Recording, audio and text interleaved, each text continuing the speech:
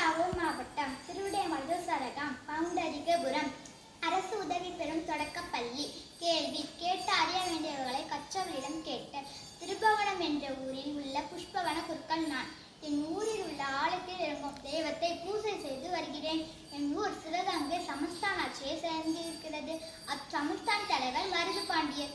அப்பாண்டியர் தேர் அச்சுமத்திற்காக நான் பூஜை செய்யும் கோவிலுக்கு எதிரில் உள்ள மருது மரத்தை வெட்ட வந்தார்கள். அவர்கள் வெட்ட வந்த போது நான் அரசன் மேல் ஆணையாக வெட்டக்கூடாது என்று சொல்லிவிட்டேன். வெட்ட வந்த ஆட்கள் அரசரிடம் போய் சொல்ல, அரசன் தம் படையுடன் புறப்பட்டு மரம் உள்ள இடத்திற்கு வந்தார். வந்து என்னை கண்டு, அரசன் ஆணை மீது ஆணை உண்டா என்றார். நானும் அரசனுடைய கோபத்திற்கு ஆளாகிவிட்டோமே, தண்டனை அடையும் இந்த ஆபத்து சமயத்தில் என் தந்தையார் கூறிய தந்திர மொழிகளை பயன்படுத்தி உபயோகித்தேன். மகாராஜாவே, தங்கள் ஆணைக்கு மீறியான எந்த உலகிலும் இல்லை.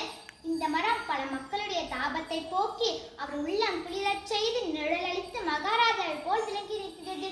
மேலும் இந்த அருமையான மரம் மகாராஜாவுடைய பெயரை தாங்கி நிற்கும் இந்த மரம் தங்களை எந்நேரமும் ஞாபகப்படுத்துவதால் தங்கள் நலனை குறித்து எந்நேரமும் இறைவனிடம் பிரார்த்தனை நடந்து கொண்டிருக்கிறது. இத்தன்மையுள்ளதை வெட்டலாமா என்றேன்.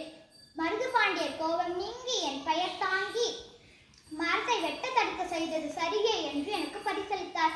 இதையே வள்ளுவர் உணங்கிய கேள்வியர் ரல்லர் வணங்கிய வாயினர் ராதல் அரிது குறளின் கருத்து. நுட்பமான கேள்வி அறிவுள்ளவர்கள் பணிந்த மொழிகளை பேசுவர். நன்றி.